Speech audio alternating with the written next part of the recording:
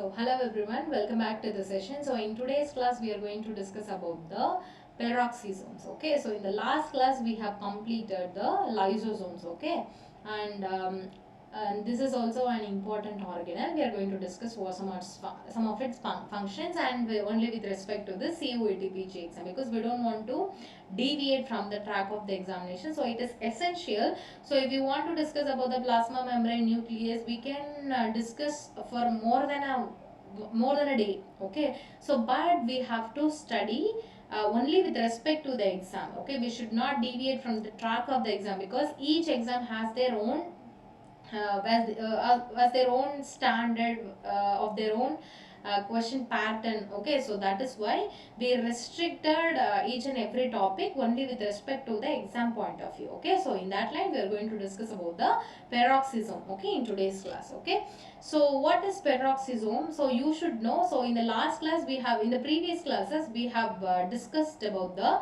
endomembrane system. Okay, so endomembrane system, what are all the organelles coming from the endomembrane system and what are all not coming under the endomembrane system, and what is the meaning of the endomembrane system. Okay, now, and also you should know that all are membrane bound organelles. If it is a membrane bound, whether it is a single membrane bound or the double membrane bound, so in this pattern we can expect a question in your examination. Okay, so lysosome, it is single membrane bound organelle. Okay, so just make a note of it. It is single membrane bound. Okay, and it has oxidative microbodies found in all eukaryotic cells.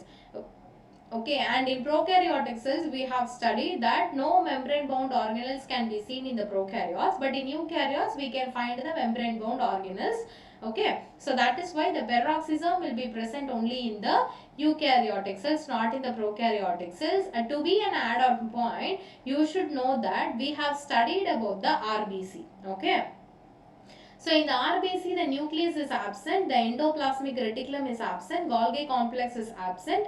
So all the important organelles are absent in the RBC, and also see this peroxisome is also absent in the mature RBC, as their function is not needed in the RBC. Okay, because the main function of RBC is to carry oxygen. To carry oxygen, the RBC has a hemoglobin, so that is sufficient to perform its function. Okay, so the function of this peroxisome is not in need in case of RBC. That is why the RBC doesn't have the peroxisome organelle. Now see, another important point will be they are not the part of this endomembrane system. Okay, as I have mentioned before, kindly go through what are all the organs are coming under the endomembrane system and what is not coming under the endomembrane system, and you should know that this peroxisome is not coming under the endomembrane system. Okay, now so in the lysosomes we have studied about many hydrolytic enzymes. Approximately 40 to 60 hydrolytic enzymes have been present in the lysosome.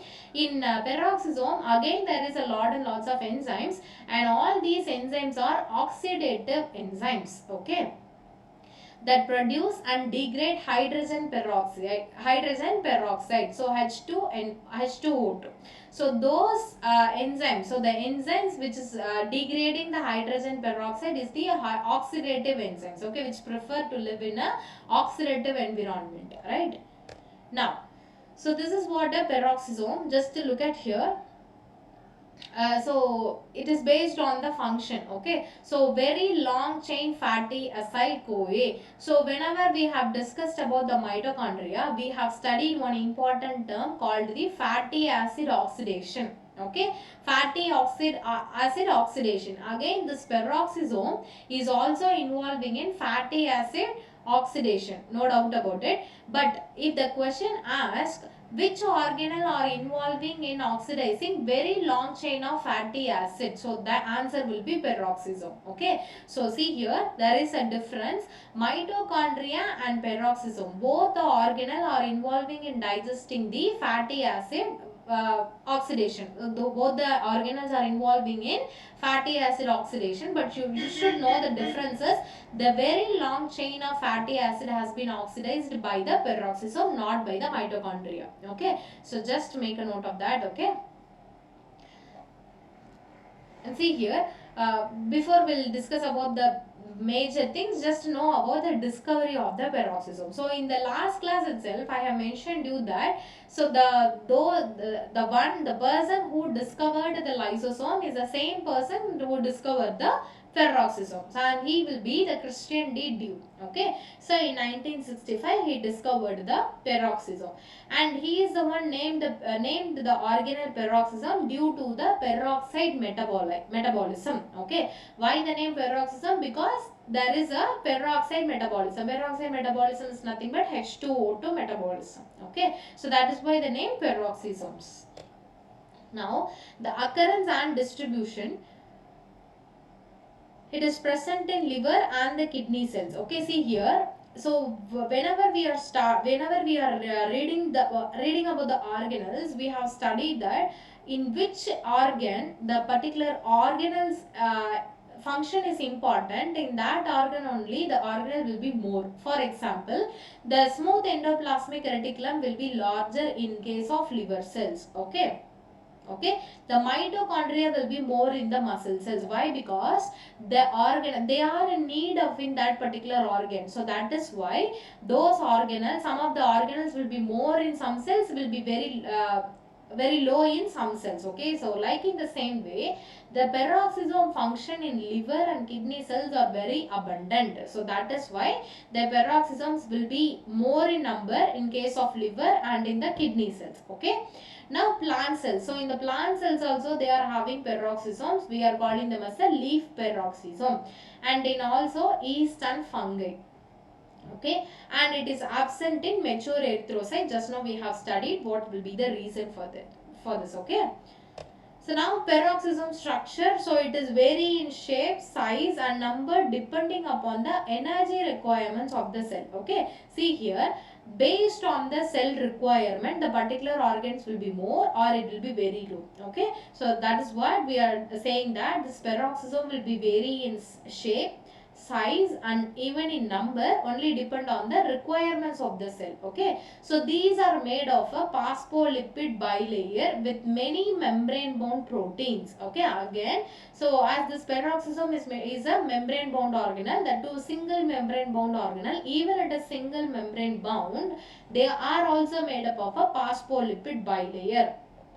Okay, phospholipid bilayer with many membrane bound proteins. Again the lipid is embedded with the protein. Okay, so the enzyme involving in the lipid metabolism are synthesized on the free ribosomes. Okay, so we have studied about the free ribosome and membrane bound ribosome. Okay, so membrane bound ribosome, say for an example the endoplasmic reticulum has ribosomes within it, so that we are calling that particular thing as a rough endoplasmic reticulum. So we can call this particular ribosome as membrane bound ribosome as it is embedded in the membrane.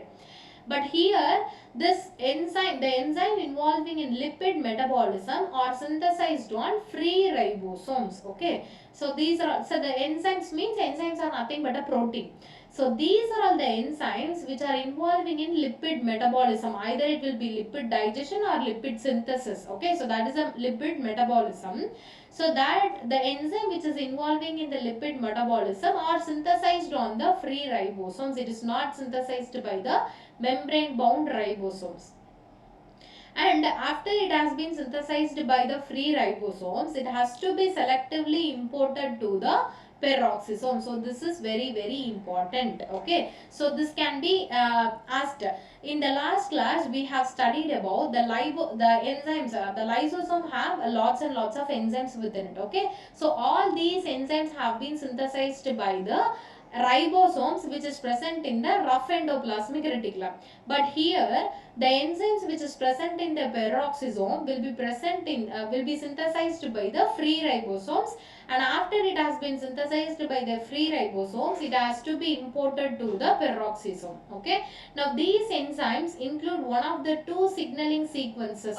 So they are having two signal sequences. Say for an example, if the vesicles has to go from the Golgi complex to lysosome, that vesicle has been tagged with mannose 6 phosphate. Okay, if any vesicle has been tagged with this mannose 6 phosphate, then the cell come to know that this vesicle are targeted to the lysosomes. Okay, so that is why based on the signal sequences they came to know that it has to be destined to this particular organelle. So like in the same way, this peroxisome is also having two signaling sequences, and they are having two signal sequences, and the most important one will be the peroxisome target sequences. One will be the most common one. Okay, now the phospholipid of peroxisome are usually synthesized in the smooth endoplasmic reticulum. So as we have mentioned before in the previous classes, the rough endoplasmic reticulum are involving in protein synthesis,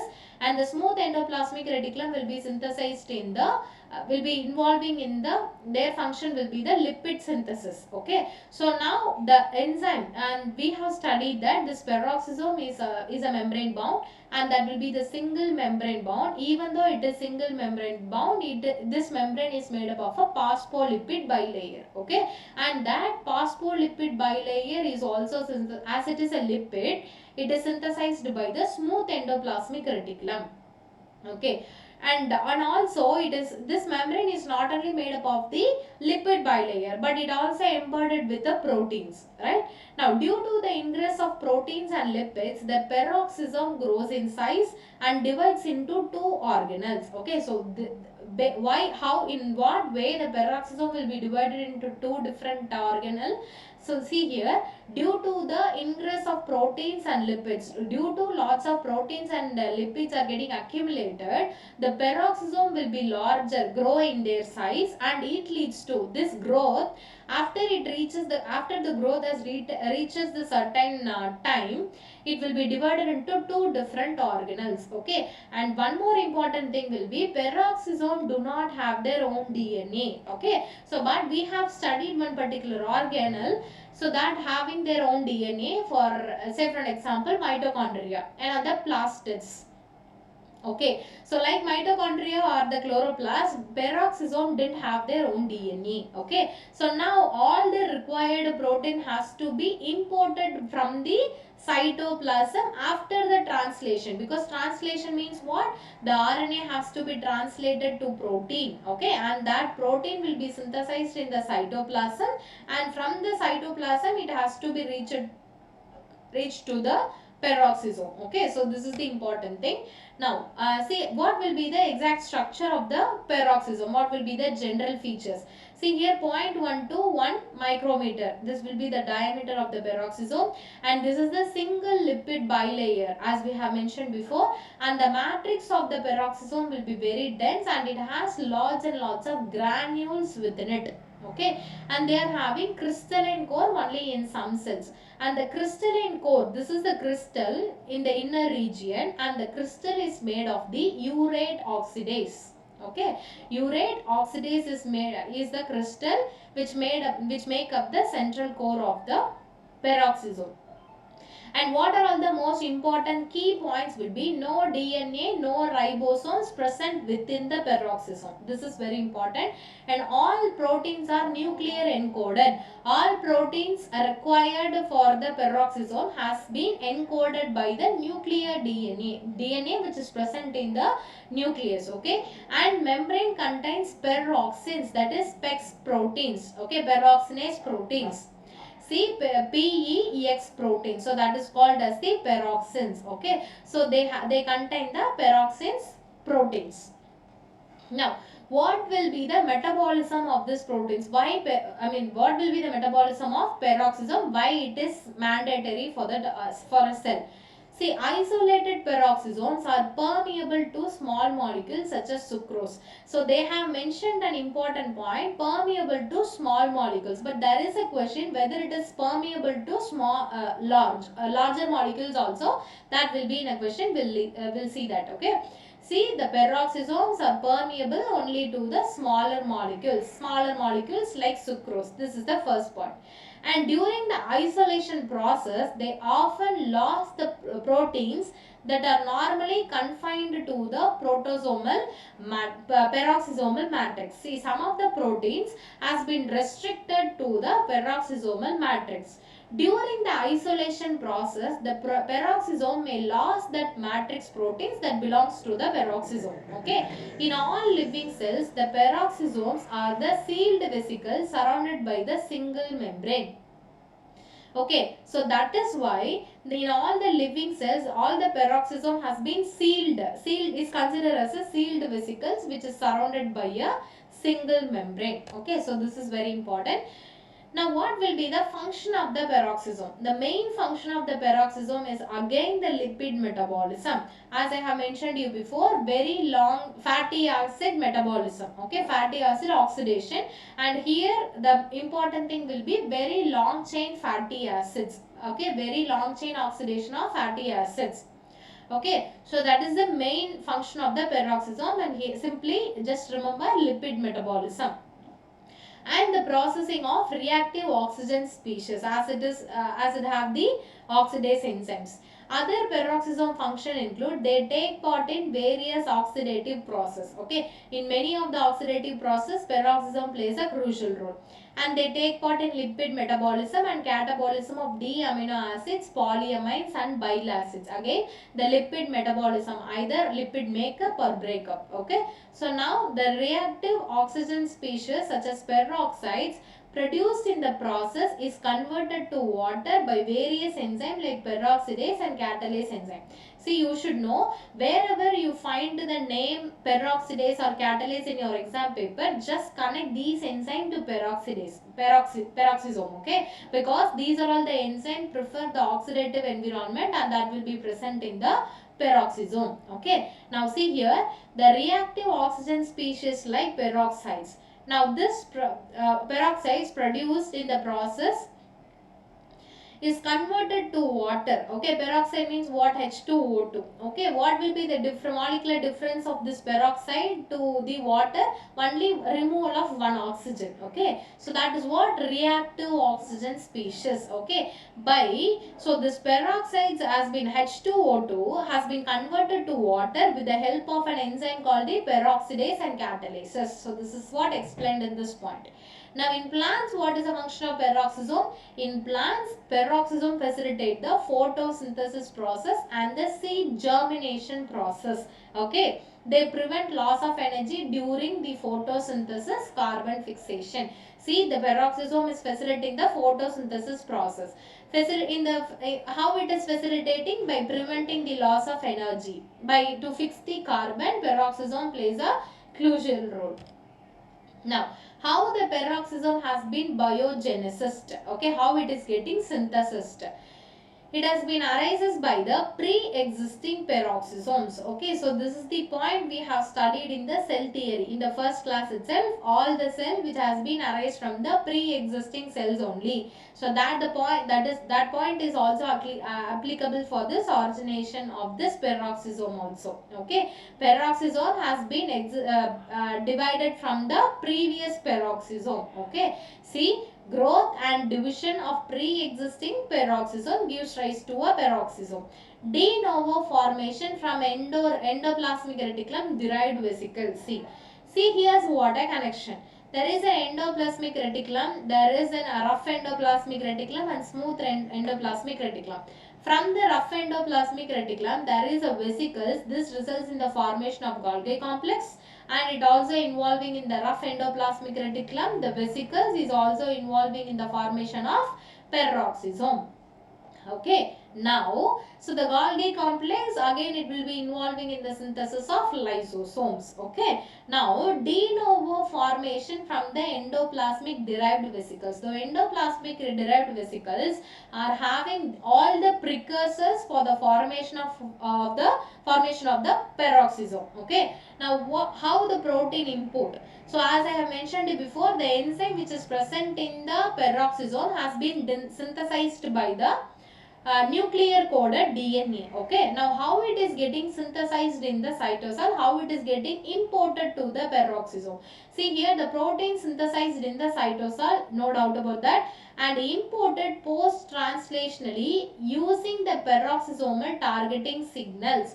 As I have mentioned you before, the peroxisome is also having peroxisomal targeting signals. Okay, so the signal is a one identify the proper protein and has been imported to the peroxisome. Okay, and now what are all the peroxisomal targeting signal? Okay, and the signal one, they are having a sequence.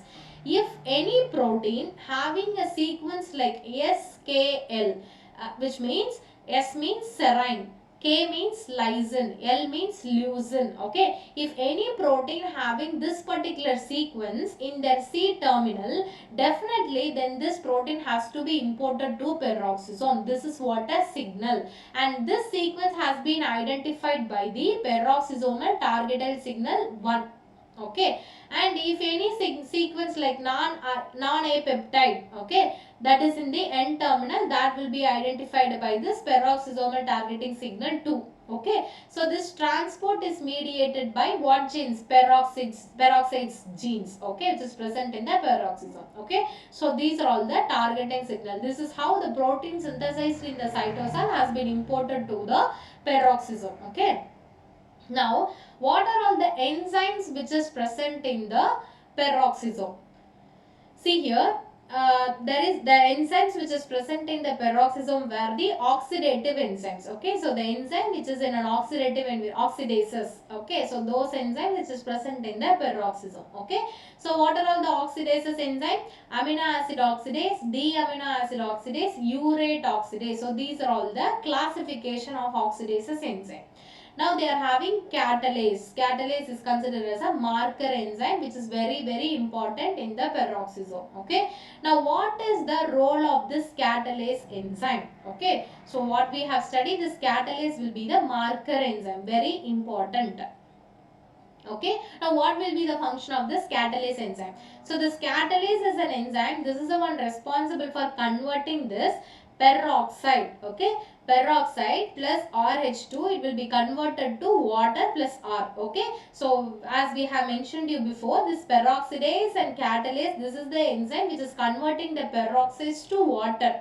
Okay, so again peroxide is converted to water and oxygen. So these will be the role of the catalase enzyme. Very important reaction.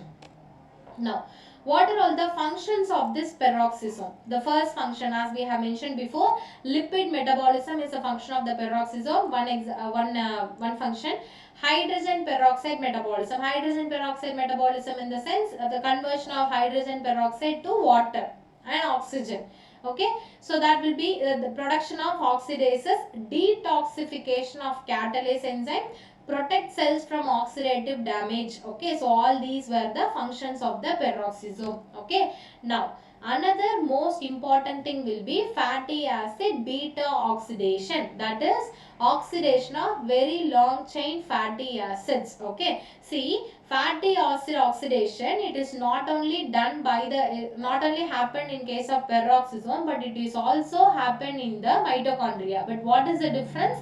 Very long chain fatty acid metabolism, fatty acid oxidation will be taking place in the peroxisome. A small chain of fatty acid oxidation will be taking place in the mitochondria. Okay, and branched fatty acids oxidation is also taking place in the peroxisome.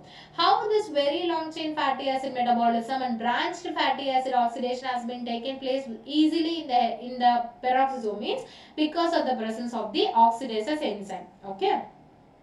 So this branched fatty acid is technically called as the phytanic acid.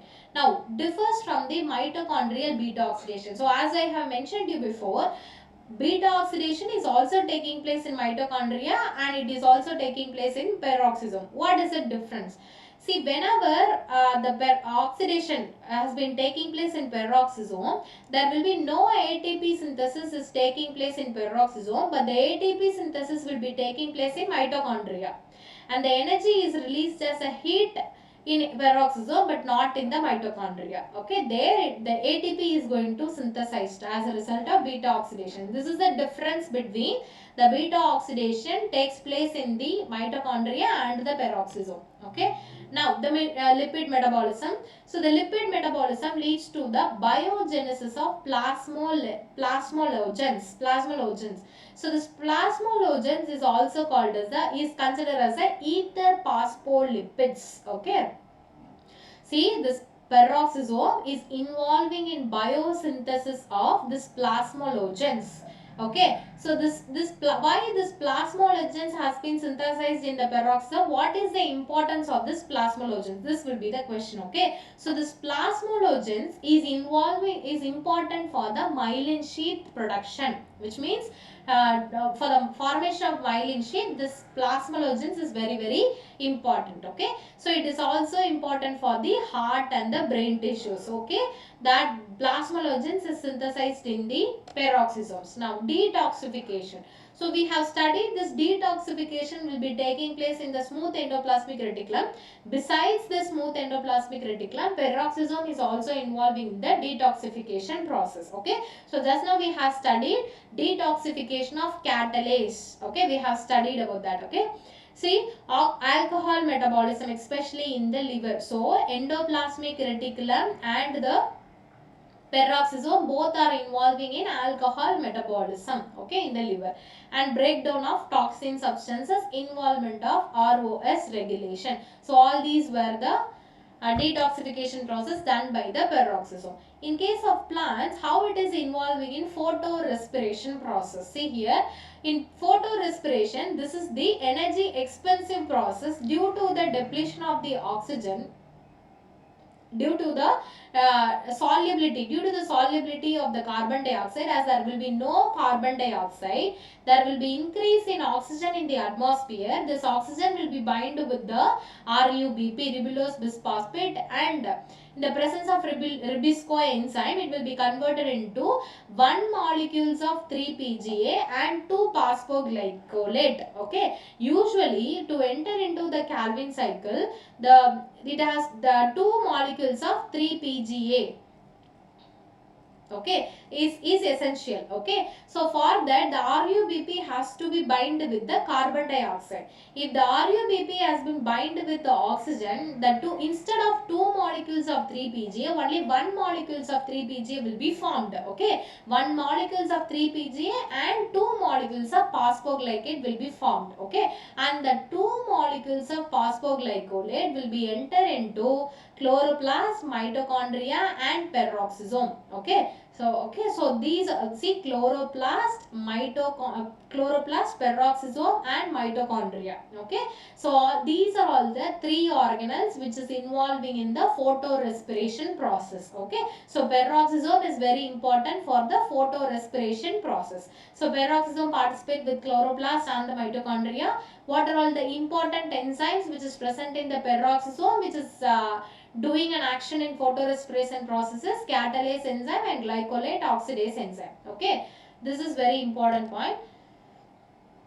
Now the plant peroxisome, the peroxisome which is present in the plant is called as a glyoxisomes. Okay, now the specialized peroxisome which is present in the germinating seeds. Okay, so this is the one converting the fat into carbohydrates contain. So how it is converting the fat to carbohydrates? Because of the glyoxylate cycle. Here the glyoxylate cycle means what? Glycolysis. Okay, so in case the glycolysis, if it is taking place in the human, it is called as a glycolysis.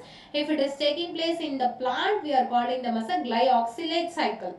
Okay, so the enzyme which is involving in the conversion of fats to carbohydrates is isocitrate lyase and malate synthase. So these are all an important enzyme which is present in the plant peroxisome, which is called as a glyoxysomes. Okay, now what is the difference between peroxisomes and the lysosomes? Okay, what will be the difference? The peroxisome will be single membrane bound, and the lysosome is also the single membrane bound organelle. Okay, and the enzyme which is present in the peroxisome is called as an oxidative enzymes, and the enzyme which is present in the lysosome is called as a hydrolytic enzymes. Okay, and the pH experienced by the lysosome is acidic environment, and the pH inside the peroxisome will be neutral. Okay, And peroxide metabolism will be present in peroxisome and it is absent in lysosome. We know that. And origin of this peroxisome will be endoplasmic reticulum plus division, and the origin of lysosome will be from the Golgi complex. So this is very, very important table. Okay. Now, so peroxisomal disorders. So from here the question can be expected. Okay. Well, so we have studied the lysosomal storage disorders, Tay-Sachs disease, Gaucher's disease. All these diseases were related to the lysosome. Okay. Now this peroxisome, there is also a disorder which if the peroxisome is not functioning properly, it leads to the peroxisomal disorder. How? If any particular enzyme which is not functioning properly in the peroxisome, it leads to the Zellweger spectrum disorders, that is due to the defective PEX genes. See, PEX genes is responsible for importation of the cytoplasmal proteins to the peroxisome. Okay, so due to the defective PEX genes, it leads to Zellweger spectrum disorders, failure of peroxisome biogenesis, peroxisome genes. So this gene is responsible for the biosynthesis of peroxisome, and as these genes are defective, there is a failure of this peroxisome biogenesis. Okay, now what will be the symptom of the peroxisome? What will be the symptom of this particular disorder? Okay, so VLCFA accumulation, which means very long chain fatty acid is keep on accumulated with the peroxisome. And neurological defects. Okay, neurological defects will also be experienced. And hepatomegaly means this is a condition experienced in the liver. Okay, as detoxification process will be taking place in the liver, as this peroxisome is not functioning properly, again it leads to hepatomegaly. Now, see here, another peroxisomal disorder will be adrenoleukodystrophy. That is what ALD, adrenoleukodystrophy. Again, there will be a defective very long chain fatty acid beta-oxidation, demyelination, X-linked. So, this is X-linked disorder. Okay, so all these. So this also can be expected in the exam. Okay, and in an exam one liner, the points to remember: the marker enzyme of enzyme peroxidase will be the catalase. There will be no specific DNA, no genetic material will be seen in the peroxisome. Proteins imported post-translationally. Okay, after the post-translational modification, the required protein will be imported from the cytoplasm to the peroxisome. It is important in the ROS metabolism and it is closely linked to the lipid metabolism. It is named by the name peroxisome will be given by the DU. Now, the first question, consider the following statements regarding peroxisomal protein import. Okay, the statement 1 will be peroxisomal matrix proteins are synthesized on the free ribosomes in the cytosol. So we have studied this. Peroxisomal matrix proteins is important and are synthesized on the free ribosomes in the cytosol. This is the right statement. Proteins destined for peroxisome required partial unfolding for membrane translocation. Require partial unfolding. Why not partial unfolding for membrane translocation?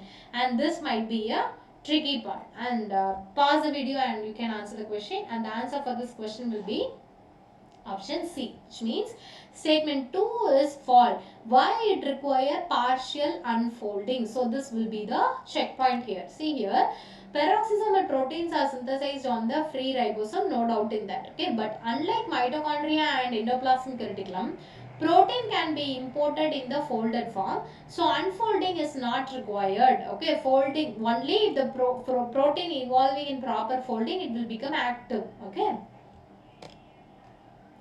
Now the second question will be, consider the following statements about peroxisomal targeting signals, that is PTS. Okay, so this peroxisomal targeting signal is a C-terminal tripeptide signal. Okay, and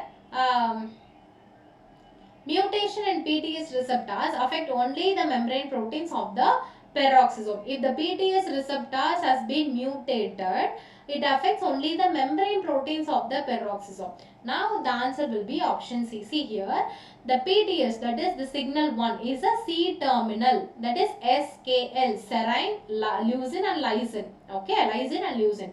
PTS receptor mutations mainly affect the matrix protein import, not only membrane protein. So the answer will be option C. Okay. So the statement 1 is true and statement 2 is false. With reference to the hydrogen peroxide metabolism, consider the following statements. Okay. So oxidases in peroxisome generates hydrogen peroxide H2O2 as a metabolic byproduct. The statement 2 is catalases exclusively acts in peroxidate mode in peroxisomes. Okay. So the answer will be option C. See here. Catalase acts in both catalytic and the peroxidatic modes, not exclusively peroxidate. So the answer, statement 2 is wrong statement. Statement 1 is true. Now, regarding the beta oxidation in peroxisomes, the statement 1 is peroxisomal beta oxidation mainly degrades very long chain fatty acids. It is a right statement. And ATP generation is directly coupled with peroxisomal beta oxidation. So this is what we have studied, the difference between beta oxidation taking place in mitochondria and the peroxisome. Okay. So here the ATP is not going to generate in the peroxisomal beta oxidation unlike mitochondria. So the statement 2 is false and the statement 1 is right. Now here the question statements related to peroxisome biogenesis. Okay, peroxisome can arise de novo from the endoplasmic reticulum derived vesicles. This is what we have studied and the statement 1 is right statement. Peroxisome possess their own DNA and ribosomes, and this is the wrong statement. Why? Because the DNA containing organelle will be the mitochondria. Okay, and not peroxisome, and also the ribosome is also not present in the peroxisome. So the statement 1 is true and the statement 2 is false. With respect to the glyoxysome in the sense, the peroxisome which is present in the plant is called as a glyoxysomes. I consider the glyoxysomes are specialized peroxisome in germinating seeds. In germinating seeds, they are specialized peroxisome. Of course, it is a right statement. And the glyoxysomes converts the carbohydrates into fatty acids. So here, this is where a question. Okay. So let's see whether the statement 2 is right or not. See here.